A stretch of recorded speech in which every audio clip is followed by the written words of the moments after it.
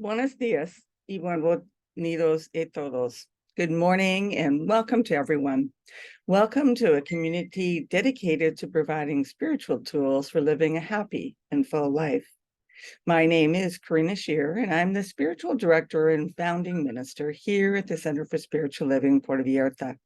If you would like to join us for the live Zoom meeting, please contact me for the link and the password, or check on our website, www.cslpv.org. There'll be the link on the weekly talk section. So welcome to today, Sunday, May 14th, 2023. Today is also Mother's Day, celebrated in Canada, United States, Venezuela, and Colombia. So happy Mother's Day to all of those that are mothering. We are continuing with our annual theme, which is Living Out Loud. And our topic for this month of May is Light Within the Shadows. Our topic today is Unlearning Fear of Darkness. A suggested book to read this month is The Power of Vulnerability by Brené Brown. So at this time, I'd like to truly welcome everyone, including those that are new to our teaching and to our center here in Puerto Vallarta. Wherever you are welcome here, whether it's on the live Zoom call, in person, or watching the replay at a later time. Here, we teach a philosophy based on all faiths, all traditions, in honor of everything and everyone. So whatever path you are on, please know that it is the right one for you. No matter what your background is, you are welcome here and valued.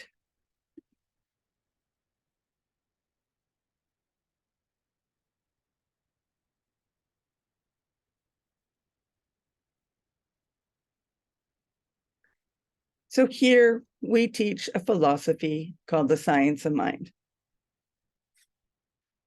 And it is based on ancient thought and new wisdom. New thought and ancient wisdom. And we offer spiritual tools and principles to promote personal growth. And as I mentioned, we honor diversity in all aspects so that we can see and appreciate the great oneness that already exists everywhere and within everyone. When Dr. Ernest Holmes was asked to provide a concise definition of this teaching, he had replied that it is a correlation of laws of science, opinions of philosophy, and revelations of religion applied to human needs and aspirations. So each week, we offer an inspirational message. And we are located on Calle Venezuela, number 232 on the rooftop. So come and join us in person at 12 o'clock and hang out with us after service for some great conversation with like-minded people. And if you would like to have a one-on-one connection for spiritual mind treatment, or if you would like to experience something different or more of what you are already experiencing in life, then connect with me for that spiritual mind treatment. Next Saturday, May 20th, we will be having our annual general meeting.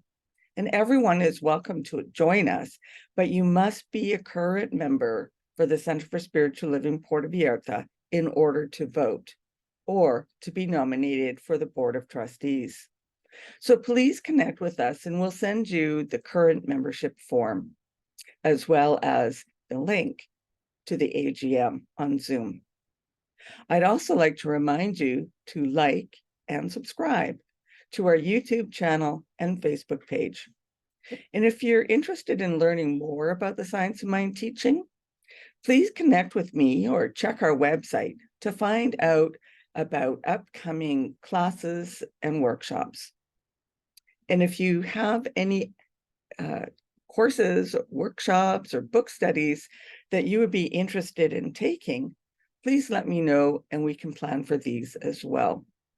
And watch on our website for news on our upcoming workshops that will be available on Zoom. So now together, let's review our purpose, vision, and mission statements. We have a grand purpose here each week, and that is to awaken and celebrate diversity and to love and serve our community. We do this by means of our vision, which is creating the life you desire. And this is supported by our mission, which is to provide spiritual tools for personal growth and transformation.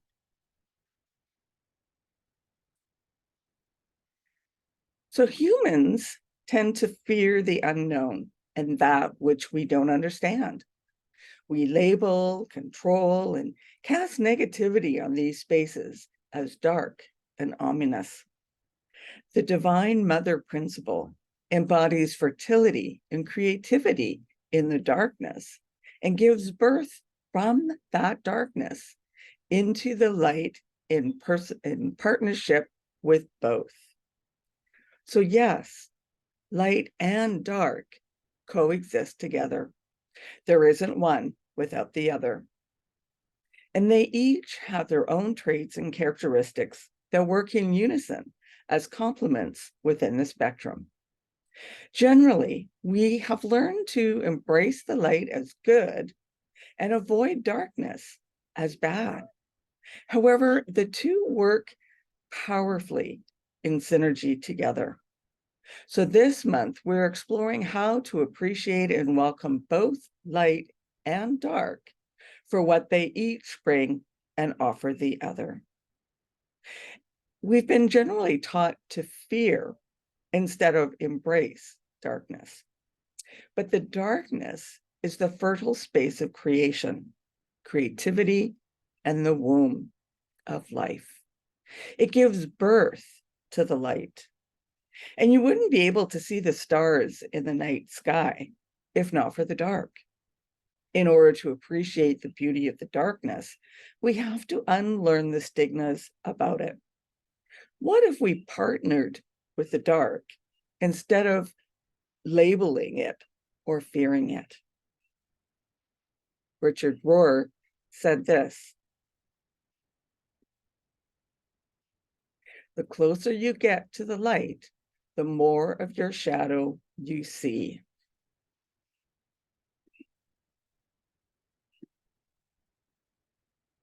So according to Science of Mind principles, our thoughts shape our reality. What we focus on manifests, and what we resist persists. So no wonder we're afraid of the dark. We make affirmations all the time about the negativity of the mystery of darkness. We also know from the Science of Mind principles that the laws of the universe work equally, regardless, and we have to use them wisely and carefully. Fire can heat or burn, and gravity can hold or cause things to fall and crash. Electricity can provide light or execute us or electrocute us. If our conscious mind is filled with negativity about the dark, we're bound to manifest negativity in our experience based on those thoughts and fears. So it's up to us to gain awareness of these inner dynamics that might sabotage our good work in order to change it. Ernest Holmes said, "Change your thinking, change your life." And this is a practice that can be embraced to unlearn our fear of the darkness. The darkness can show us the way home. And when we're lost, just as in the light can, if we can trust it and surrender to its magnificence. After all, the sailors did find their way in the dark by the light cast by the stars and the planets in the sky. So what is real? What are some common beliefs and myths about light and darkness? The light side is about defense, love, and peace. And the dark side is about war, aggression, greed, and snap emotional reactions. Essentially, the light is the good side, and the dark side is the bad side. An example of this can be seen in this story, in the movie Star Wars. But others' fears are not ours to assume. Yet we often learn from other people's fears. And some people don't understand the dark and cause a generalized misconception of shadow spaces as a result of it. But it doesn't have to be the norm.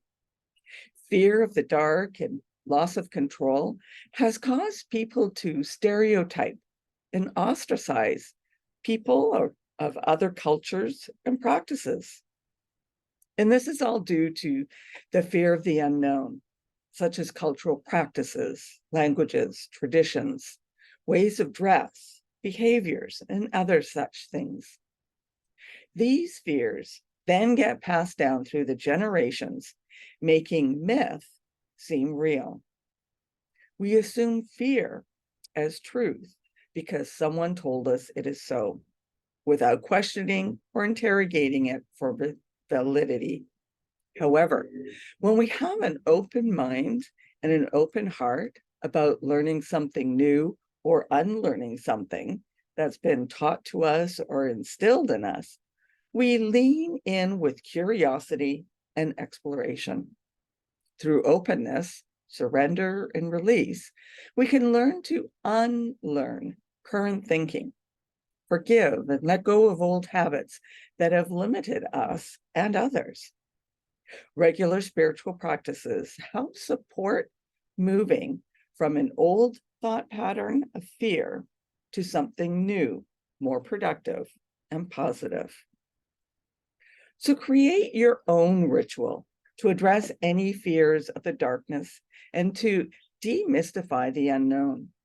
Write a list of things that you've been taught that are beliefs about the dark, and then write a list of creative ways to release and transmute those fears. Ernest Holmes said this in The Science of Mind.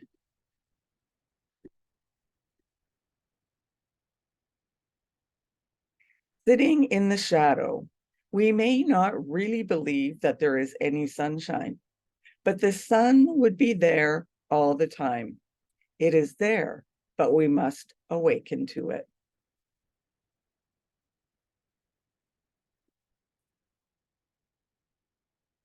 So let's turn fear into admiration. Humans like to be in charge and in control, particularly in our capitalistic, patriarchal society. And this is where misuse of power often goes awry. Shadow places are revealed where fear of the unknown resides. When we don't know, we often make things up in order to maintain control. And these dark spaces of the need to control are often where violence, harm, and oppression show up. But the darkness can be our friend, a space of fertility and creativity. It can soothe and comfort and yield insight and clarity. And we can practice vulnerability and surrender instead of domination and control. First, we learn to embrace the dark, feel more comfortable, and welcome it into our world. And we can retrain ourselves to lift our faith instead of our fear. We can take our ancestors, angels, and guardians with us as protection to oversee our path. And we can learn from our nocturnal, non-human friends who see best in the dark. And we can shift our attention and approach the shadows from a place of reverence and mystery instead of fear of evil or the ominous. So since it's Mother's Day, this is a great time to share this little story about the darkness and the light. So once upon a time, twins were conceived in the same womb. Otherwise, they wouldn't be twins. Weeks passed and the twins developed. As their awareness grew, they laughed for joy. Isn't it great that we were conceived? Isn't it great to be alive? Together, the twins explored their world. When they found their mother's cord that gave them life, they sang for joy. How great is our mother's love that she shares her own life with us.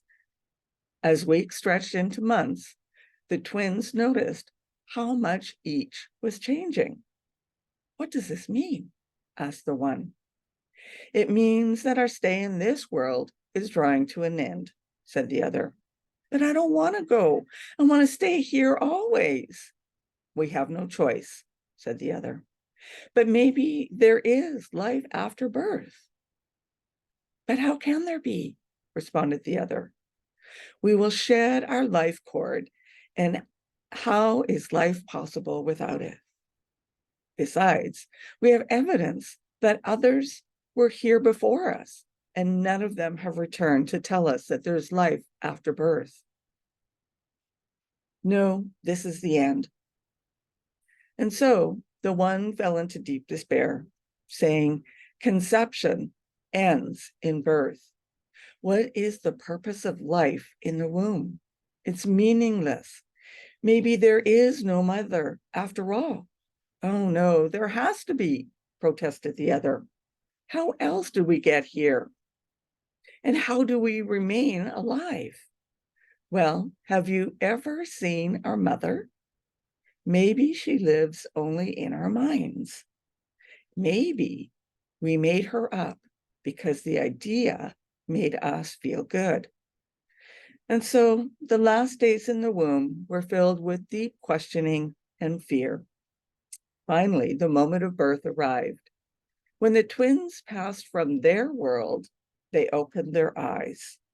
They cried, for what they saw exceeded their fondest dreams. So Matthew Fox said this.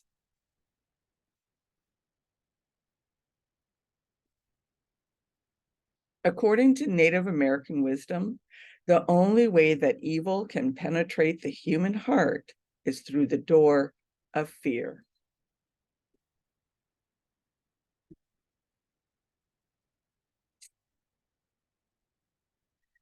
So the darkness is a space of fertility and creativity. The unborn fetus fully embraces the darkness as its home and may be terrified of the light. The darkness envelopes it like a velvety warmth. The unborn baby is comforted by its mother's heartbeat and gets its nutrition from its mom through the umbilical cord. It likely wants to stay inside in its safe, dark haven, except for the instinct that tells them it is time to leave its safe, dark haven at some point. It yearns to stay, while also yearning to come out into the world, especially because it becomes too crowded inside. Can you imagine the fear that could surface from the harsh lights of the outside world after birth and leaving the comfort of the dark? What if we embrace the darkness like the unborn baby whose cozy and loving home is in the darkness, the creative and fertile womb space? Perhaps our eyes will adjust to the darkness, just as they adjust to the light. Brene Brown said this. Only when we are brave enough to explore the darkness will we discover the infinite power of our light.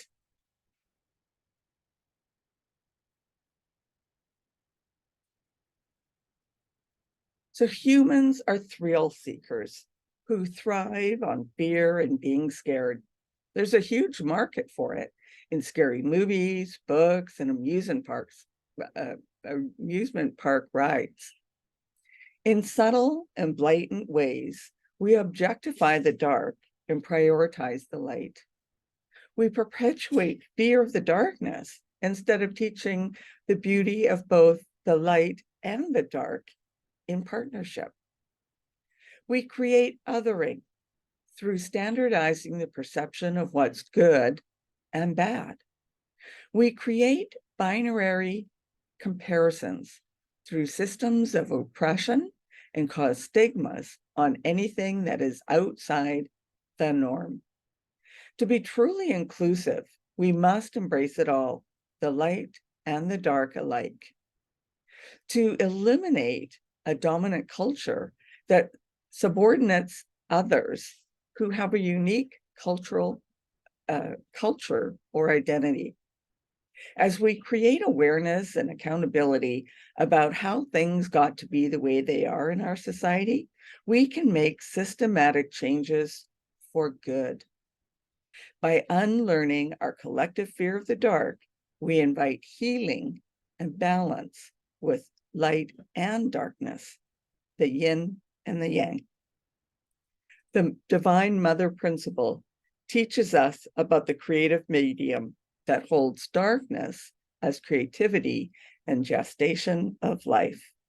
It nurtures life in the safe, dark space of love to be born into physical manifestation and light. And so now I'll leave you with this quote from Elizabeth Kubler-Ross.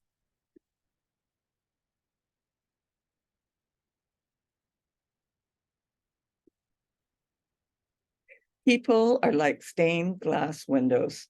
They sparkle and shine when the sun is out, but when the darkness sets in, their beauty is revealed only if there is a light from within.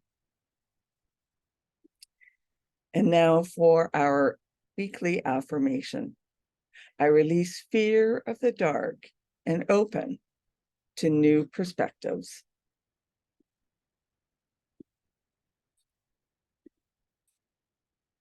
So now is our time for mindfully giving and our financial support of our spiritual home. We rely on your support to continue our center here in Puerto Vallarta so that we can continue offering this powerful teaching of the science of mind.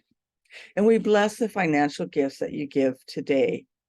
Every donation is greatly appreciated, no matter the amount. And your contributions are circulated with our tithing to our greater organization, which reaches out globally as well as locally.